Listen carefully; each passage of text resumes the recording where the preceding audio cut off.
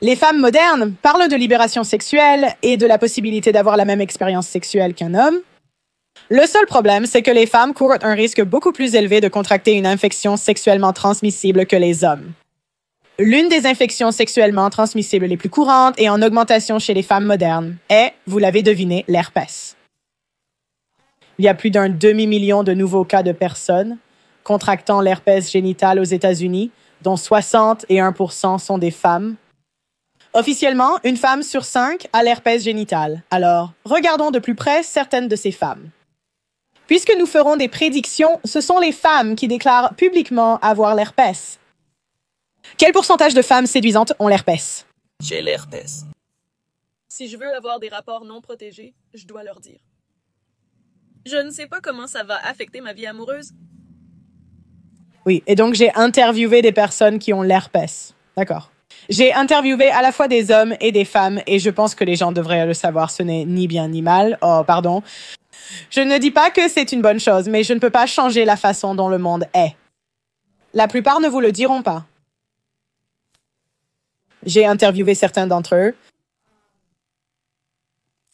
J'ai interviewé des hommes qui l'ont, n'est-ce pas? Et sur les 3 que j'ai interviewés, 2 ont dit qu'ils s'en fichaient. Ils n'utilisent pas de protection, ils s'en fichent. Et si la fille choisit de ne pas mettre de préservatif, c'est son problème. C'est ce qu'ils ressentent. L'un d'eux le dit et il n'a pas eu de rapport sexuel depuis des années. Ce sont les choix. Quand les gens attrapent cette maladie sexuellement transmissible, leur choix est d'être abstinent ou de mentir. Et je voulais juste vous prévenir. Faites attention dehors parce que il y a beaucoup d'incitations à mentir et à mal agir ici. Je ne dis pas que c'est bien, au contraire, c'est mal, mais c'est comme ça. Je ne peux pas accoucher par voie basse si j'ai une poussée. Je ne sais pas comment je suis censée l'annoncer à mes parents. C'est aussi tout simplement douloureux. D'accord, maintenant je suis confuse. Oh, pourquoi tu en parles sur TikTok et pas à tes parents? Je vais avoir ces poussées à vie. Il n'y en a eu qu'une seule. 1983, j'avais 20 ans et j'ai eu ma première poussée d'herpès. À ce jour, c'était l'une des expériences les plus douloureuses que j'ai jamais vécues. Tout ce que je pouvais faire, c'était rester assise dans un pouf sans sous-vêtements. Et quand je devais uriner, je devais le faire à travers un Morceau de carton, c'était dégoûtant. tube en carton et je me séchais avec le sèche-cheveux. C'était tellement douloureux et j'étais enceinte, donc j'urinais beaucoup. Encore une fois, c'était dans les années 80 et le sida n'était même pas encore une préoccupation parmi les maladies sexuellement transmissibles. Donc, c'était littéralement la pire maladie sexuellement transmissible que tu pouvais attraper. Et comme tu le sais, cette saleté te colle à la peau à vie. Il y avait tellement de stigmatisation. J'ai oublié quel pourcentage l'attrape avant 50 ans, mais c'est assez élevé. Si tu restes trop longtemps sur le marché des rencontres, tu pourrais attraper l'herpès. Je ne vais pas vous mentir.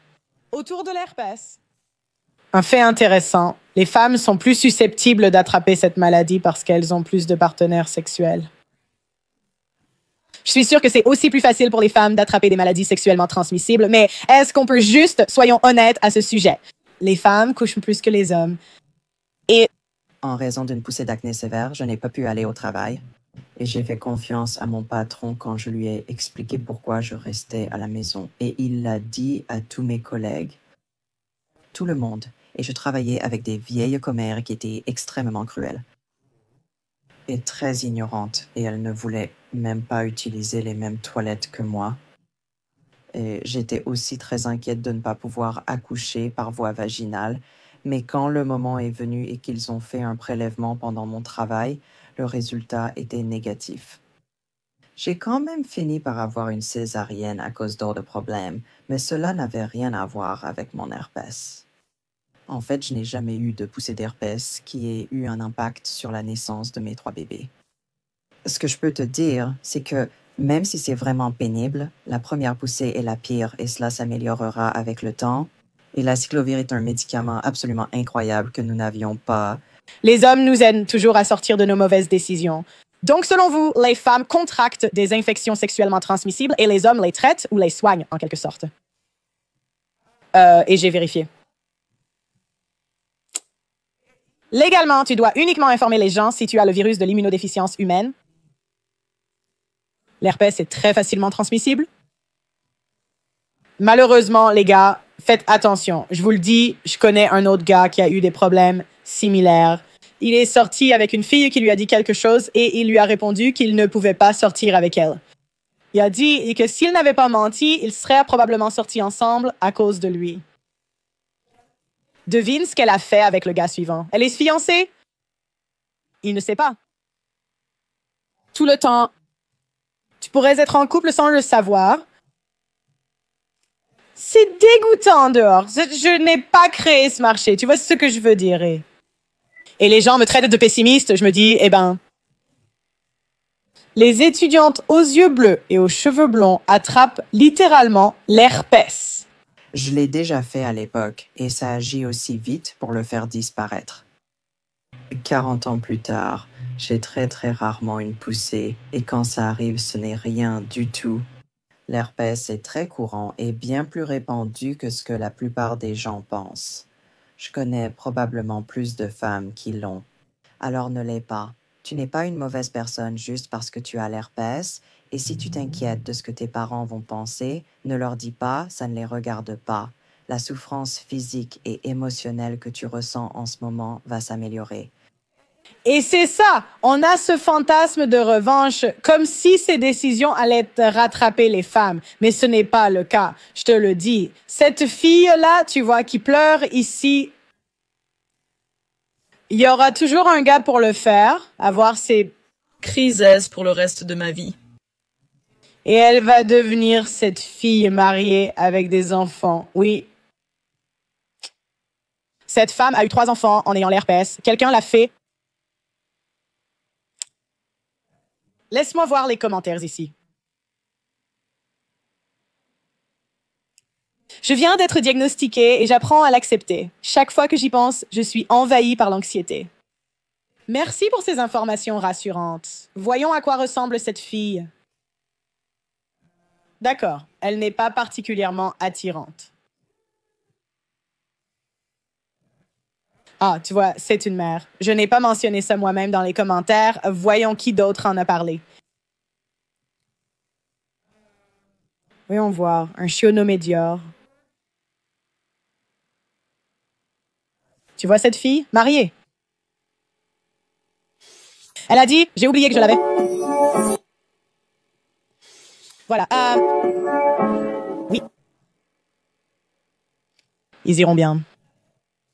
Et beaucoup, nombreux sont ceux qui me disent « Oh, Perle, fais face. » Non. J'attends les résultats du labo, mais je vis actuellement ma première poussée. Tu sais, c'est fou que les gars m'indiquent que certaines femmes à qui ils avaient avoué qu'ils l'avaient ont quand même couché avec eux. Je me suis dit, ben, voyons voir. Je veux juste voir à quel point les femmes qui l'ont sont attirantes. Donc, en voici une autre qui l'a. Oh. Tu la trouverais mignonne si tu la voyais en soirée. Un petit 6, selon moi, vous seriez sûrement d'accord. 6, ouais. L'herpès, elle est à Los Angeles. L'herpès, d'accord. Voyons voir qui d'autre. Qui d'autre est dans les commentaires. La fille a dit qu'elle espérait que je ne perdrais pas le sommeil. Mon médecin a ajouté que c'était très courant et que je ne devrais pas m'inquiéter pour ça.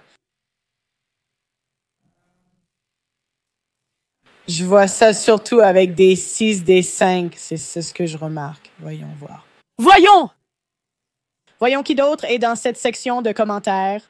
Cette fille, 10 ans plus tard, la première fois c'était tellement difficile, des poussées l'une après l'autre, mais maintenant je le remarque à peine. C'est ce look-là.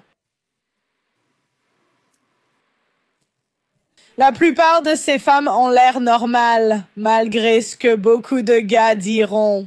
À ceux qui ressentent ça, ça m'arrive aussi.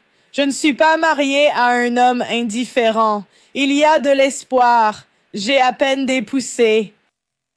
C'est ce que j'ai constaté lors de mes entretiens. C'est très difficile au début, mais ça s'améliore avec le temps. Ton corps apprend à le combattre. J'ai des poussées qui apparaissent sur et autour de mes lèvres. C'est terrible. Je suis... Désolée. D'accord. Est-ce que vous pourriez le remarquer? Je suis venue ici. Voilà, les gars. Très bien. Voyons ce qui suit. Très bien. Ben, voyons qui l'a ensuite. Vous pourriez vraiment le remarquer. Vous pourriez faire la différence. C'est pour ça que j'étais dans un espace et il y avait un gars dans l'espace qui racontait comment il était sorti avec une femme. Ils allaient coucher ensemble et elle lui a dit, et il y avait une autre fille dans l'espace. Eh bien, tu ne sors qu'avec des filles faciles. Oui, tu pourrais. J'aime bien montrer les visages parce que... Tu ne vas pas savoir, est-ce que tu pourrais vraiment le deviner avec cette femme? J'ai de l'herpès. J'ai l'herpès, comme je l'ai dit clairement. Je refuse désormais de laisser cette affirmation me faire honte. C'est fini, j'ai contracté l'herpès quand j'avais 19 ans. J'en ai 28. Et j'ai passé presque 10 ans à porter ce lourd, très lourd fardeau de honte autour du fait que j'ai le herpès simplex virus. J'ai attrapé l'herpès d'un homme en qui j'avais confiance. Je croyais qu'on sortait ensemble, mes critères étaient bas à l'époque et je lui avais demandé... Portez toujours un préservatif, même avec votre petite amie ou votre petite amie. Je vous le dis. Je vous le dis, c'est un risque calculé, n'est-ce pas? Je ne vais pas vous dire de le faire ou pas. C'est votre vie sexuelle. Mais si vous vivez ensemble, d'accord, vous êtes un peu plus en sécurité. Mais parmi les 3 personnes que j'ai interrogées qui l'ont eu, l'une l'a attrapé en utilisant un préservatif.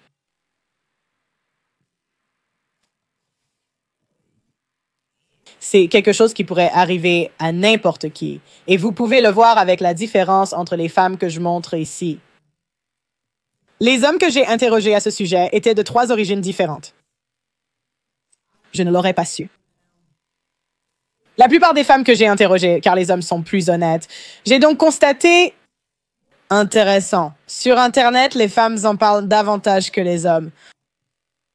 Mais quand j'essayais de trouver des personnes à interviewer personnellement ou juste sur Twitter, en leur demandant d'appeler, tu sais, peu importe, j'ai trouvé plus d'hommes prêts à en parler. Il avait peut-être été testé, mais je n'ai jamais vérifié les résultats. Je veux ajouter que même si j'aurais dû vérifier les résultats des tests à 19 ans et que j'en assume la responsabilité, j'étais extrêmement naïve. J'ai grandi dans un foyer chrétien très fondamentaliste où je n'ai reçu aucune éducation sexuelle. Ça se limitait à blablabla, Internet. Est disponible. Nous aimons tous, pouvons-nous? Je pense que l'éducation sexuelle est bizarre à enseigner par des adultes aux enfants. Mais en même temps, à un certain stade, il faut être responsable. Internet est accessible et tu peux chercher toutes ces informations sur Google. L'éducation sexuelle que j'ai reçue, c'était une fois où ma mère m'a fait asseoir et m'a dit « Hey, Lana, il faut qu'on parle des oiseaux et des abeilles. » J'ai été super gênée et j'ai dit « Oh, je sais déjà. » Et elle a répondu « D'accord. » Puis elle est sortie de la pièce. C'est tout. J'ai été retirée des cours d'éducation sexuelle à l'école, donc mon éducation sur la santé sexuelle était extrêmement limitée. Et aussi, la façon dont je me voyais par rapport aux hommes à ce moment-là était déjà très faussée, donc je ne l'ai pas du tout remis en question quand il a dit « Oui, j'ai été testée et je suis clean. » Découvrir que j'avais l'herpès a été l'un des jours les plus dévastateurs de ma vie. Je ne peux même pas expliquer le sentiment de défaite et d'impuissance que l'on ressent quand on sait qu'on a un virus qui va impacter le reste de sa vie et la façon dont on interagit avec les hommes. Pendant longtemps, je me sentais sans valeur et incapable d'attirer un partenaire de qualité. J'étais tellement... Oui, je veux dire, ça réduit vraiment ton choix de partenaire potentiel, à moins de mentir. Et c'est pour ça que j'essaie vraiment d'insister là-dessus. J'essaie vraiment de souligner ça parce que je vous le dis, les personnes concernées doivent choisir de révéler cette information très personnelle dès le premier ou le deuxième rendez-vous, n'est-ce pas? Ou alors leur choix, c'est de mentir. La plupart d'entre eux, la plupart mentent. Un autre ami est sorti avec une fille qui lui a dit quelque chose au deuxième rendez-vous. Et il a été un peu méchant avec elle, tu vois. Je veux dire, il lui a dit « Oh, c'est dégoûtant ». Et je lui ai dit « Oui, écoute, tu as de la chance qu'elle ait été honnête. » t'as de la chance qu'elle ait été honnête parce que la plupart d'entre elles mentent. Tu as vraiment, je veux dire, il allait probablement bien, mais je peux comprendre sa réaction. C'est dégoûtant, mais je te le dis, j'ai réalisé ces interviews et beaucoup d'entre elles mentent. Elle cherche tellement à être acceptée que je sortirais littéralement avec n'importe quel homme qui m'accepterait dès que je lui aurais dit que j'avais le virus. Je ne l'ai pas dit à mes amis pendant presque 10 ans. La seule personne qui le savait, en dehors des hommes avec qui j'ai couché, c'était ma sœur. Oui, et c'est l'autre chose. Ces personnes qui l'ont doivent te prendre le risque que tu en parles à d'autres gens. Et la plupart d'entre eux, je veux dire, mon ami m'a parlé de son rendez-vous. Leur réputation est désormais en jeu. Je ne cherche pas à faire le bien ou le mal. Je me demande simplement quel est l'intérêt.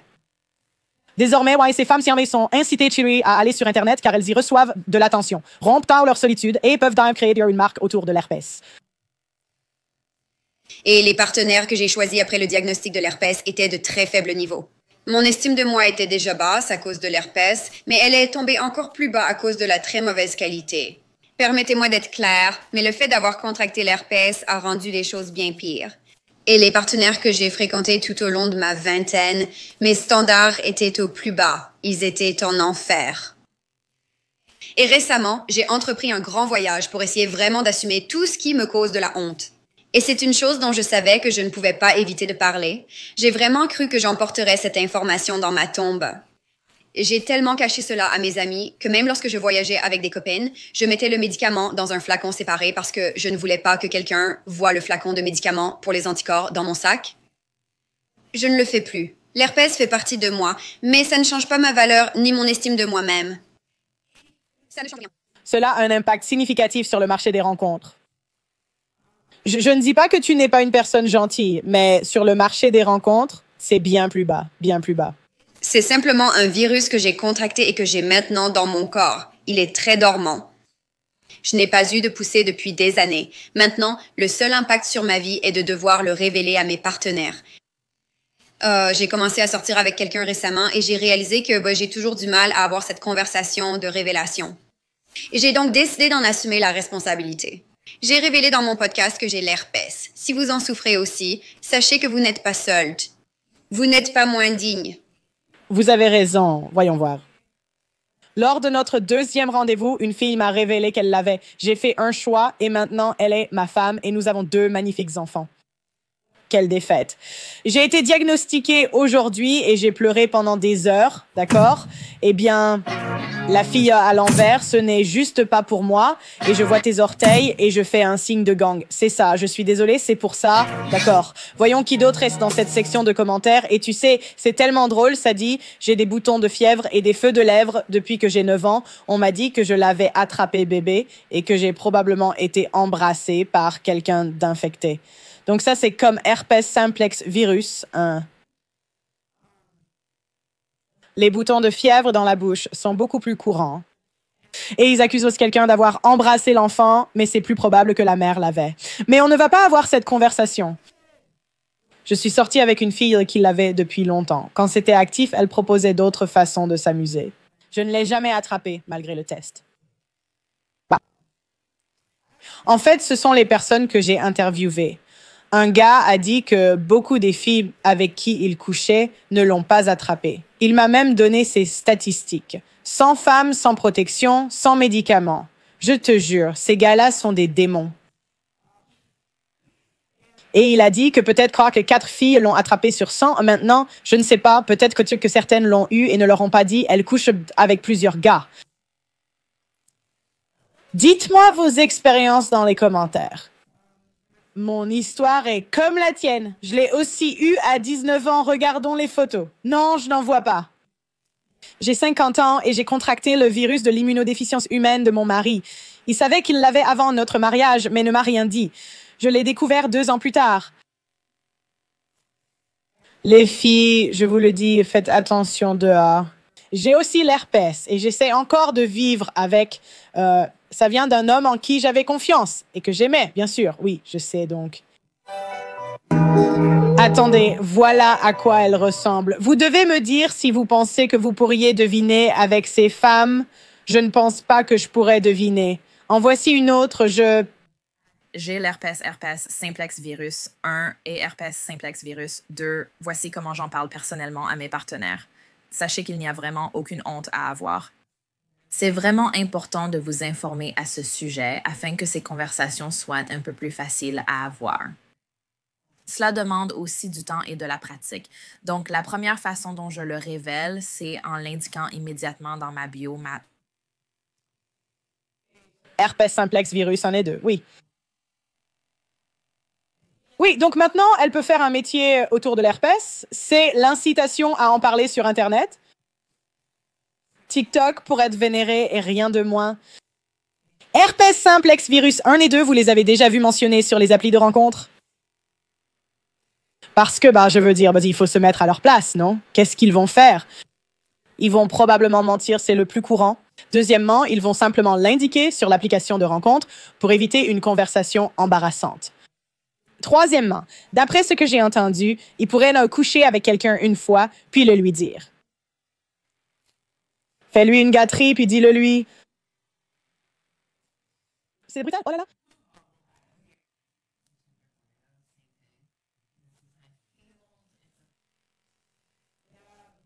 Des rendez-vous, des discussions tardives, de l'attention. Si tu m'appelles bonne fille, c'est terminé. Je suis éducatrice sexuelle avec beaucoup de followers, mais j'aime garder ma vie privée pour l'instant. Herpès simplex, virus 1 et 2, un peu plus. Descriptif, si tu vois ce que je veux dire. Ensuite, en général, j'ai une conversation une fois que j'ai matché avec quelqu'un. D'habitude, cette conversation porte sur nos centres d'intérêt, nos désirs et aussi la santé sexuelle.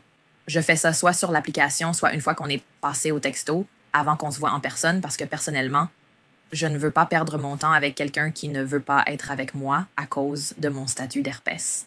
Et voici un exemple d'un échange de textos récent. J'ai la herpès simplex virus 1 et 2, mais je prends du Valtrex quotidiennement et ne l'ai jamais transmis.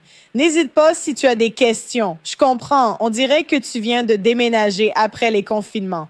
Tant que tu gères ça, ça me convient. On a ce fantasme de revanche. Quelqu'un va le faire. De nombreuses stars du porno marié ont l'herpès. Je viens de déménager à Austin en 2021, après que les choses aient commencé à s'ouvrir. J'y suis depuis quelques années maintenant. Et toi, quel est ton statut actuel? Quand as-tu fait ton dernier test? As-tu vécu ailleurs qu'à Austin et dans la baie? C'est intéressant. On dirait que c'est assez courant, vraiment, oh là là, assez courant de toute façon. Je n'ai jamais eu d'infection sexuellement transmissible auparavant. J'ai passé trop de temps en couple. Je me suis fait dépister il y a environ 1 mois et tout était clair. Et toi? Les mecs sont tellement désespérés pour du sexe. Sérieux. Bon, voyons le prochain. D'accord. Donc, tu sais quoi? D'après ce que j'ai vu des femmes dans les commentaires et des femmes à l'écran, je dirais que c'est entre 4 et 6. C'est ma note pour les femmes atteintes d'herpès. Je n'ai pas vraiment vu de femmes super attirantes, mais le truc, c'est que les femmes très attirantes peuvent aller sur Internet et recevoir de l'attention. Elles n'ont pas besoin de faire une cause. Elles peuvent juste être jolies. Je ne sais pas comment, je pense que c'est plus courant chez les femmes moyennes, parce que les femmes moyennes, je dirais, sont plus libertines. Elles doivent en faire plus pour rivaliser avec les femmes très attirantes. Donc, laisse-moi regarder. L'une des choses les plus déchirantes que je vois chez celles d'entre nous qui attrapent l'herpès, c'est que certaines personnes vont complètement se retirer du monde des rencontres. 2 choses en fait, se retirer de la scène des rencontres, et l'autre, c'est de décider qu'on va se contenter de n'importe qui accepte notre statut d'herpès. Je veux que tu réfléchisses à ceci. Si tu avais l'herpès oralement, ce qui est aussi difficile à vivre pour celles qui l'ont à ce niveau-là, et littéralement la plupart des humains l'ont, qu'ils se fassent en déculture ou non, genre je l'ai probablement aussi, mais quand tu l'as oralement, Tu ne penserais pas à ça. J'en ai vraiment marre que les personnes atteintes d'herpès essaient de me convaincre que tout le monde l'a. Oui, c'est très courant, mais tu sais, parle pour toi. Tu vois ce que je veux dire? Genre, est-ce que tu pourrais juste... Certains d'entre nous ne l'ont pas attrapé, d'accord? Nous... Je n'ai jamais eu d'herpès labial de ma vie. Donc oui, tu ne peux jamais.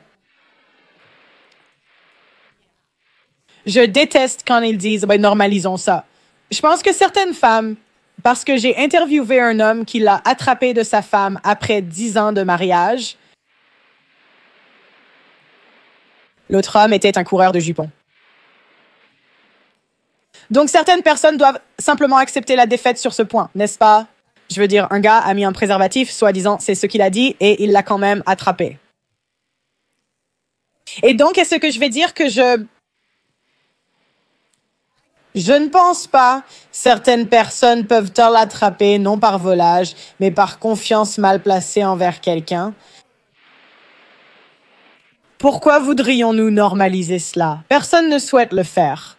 Tu ne pourras plus jamais embrasser ou sortir avec quelqu'un, personne ne va t'accepter et tu dois te contenter de ce que tu as. C'est parce qu'on ne le stigmatise pas de la même façon ou qu'on ne le comprend pas de la même façon, mais on a autant de risques de l'attraper génitalement à partir de personnes qui l'ont oralement, à moins de ne pas pratiquer le sexe oral.